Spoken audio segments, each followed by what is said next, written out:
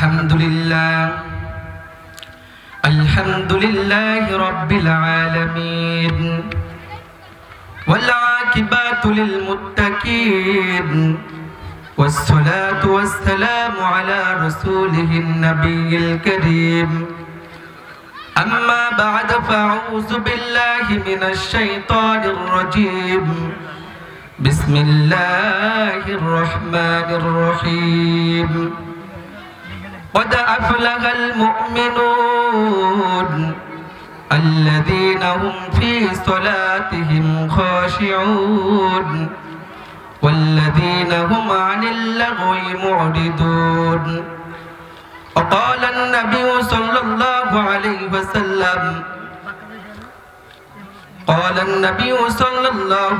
وسلم ومن يضمن لي ما بين لحييه وما بين رجليه يضمن له الجنة أو كما قال عليه الصلاة والسلام وقال تعالى إن الله وملائكته يصلون على النبي يا أيها الذين آمنوا صلوا عليه وسلموا تسليما একটু জিকির করি লা ইলাহা ইল্লাল্লাহ লা ইলাহা ইল্লাল্লাহ লা ইলাহা ইল্লাল্লাহু মুহাম্মাদুর রাসূলুল্লাহ। সকলে বলি সাল্লাল্লাহু আলাইহি ওয়াসাল্লাম। খাসপুকুরিয়া মিস্ত্রিপাড়া বাইতুন নূর জামে মসজিদের উন্নতি কল্পে এক বিরাট ওয়াজ ও দোয়ার মাহফিলের আয়োজন করা হয়েছে। উপস্থিত সম্মানিত সভাপতি সাহেব এবং আরো উপস্থিত আছেন বিভিন্ন জায়গা থেকে মুরব্বী কিরাম এবং পর্দার অন্তরালে উপস্থিত আছেন আবুল আসরুল্লাহ শ্রদ্ধা সম্মানিতা মা ও বোনেরা, সকলের প্রতি আমার আন্তরিক শুভেচ্ছা এবং অভিনন্দন এবং আমরা সকলে মহান রব্বুল আলামিনের দরবারে শুকরিয়া আদায় করি। যেই মহান রব্বুল আলামিন আমাদেরকে জালিসুর রহমান বাগে জান্নাত বেহেশতের বাগানে আসা এবং বসে কিছু কথা শোনার জন্য তৌফিক দান করেছেন। আমরা সকলে আকাশ বাতাস মুখরিত করে কণ্ঠকে উজাড় করে দিয়ে কালিমাত শুকর আদায় করে সকলে বলি আলহামদুলিল্লাহ।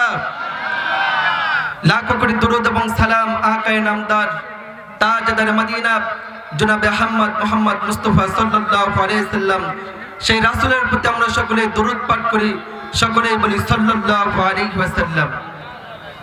মুহতারাম হাজিরিন, আমরা যে পবিত্র কুরআনুল কারীম দেখতে পাই, এই পবিত্র কুরআনুল কারীমের মধ্যে পারা রয়েছে 30টি। কয়টি পারা আছে কথা বলেন?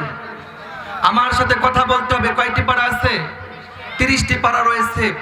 এই 30টি পারার মধ্যে 114টি সূরা রয়েছে।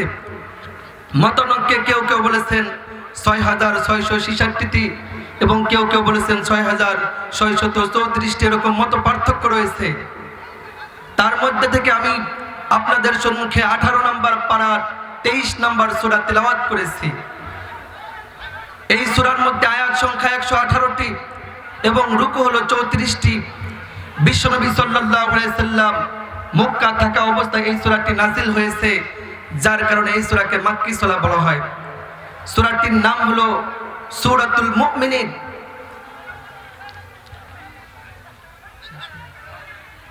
এই সূরার ভিতরে আল্লাহ তাআলা মুমিন বান্দার 7টি গুণ সম্পর্কে আলোচনা করেছেন। রব্বুল আলামিন বলেছেন কদ আফলাহাল মুমিনুন আল্লাযীনা হুম ফি সালাতিহিম খাশিউন ওয়াল্লাযীনা হুম আনিল লাগwi মুরিদুন ওয়াল্লাযীনা হুম লিয-যাকাতি ফাইলুন ওয়াল্লাযীনা লিআমানাতিহিম ওয়া আহদিহিম রাউন ওয়াল্লাযীনা লিসালাওয়াতিহিম ইউহাফিজুন উলাইকা হুমুল ওয়ারিসুন আল্লাযীনা ইয়ারিসুনাল ফিরদাউস হুম ফিহা খালিদুন।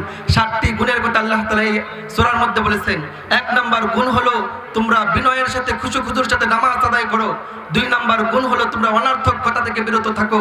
3 নাম্বার গুণ হলো তোমরা তোমাদের লজ্জা স্থানকে হেফাজত করো। আর 4 নাম্বার গুণ হলো তোমরা যাকাত প্রদান করো।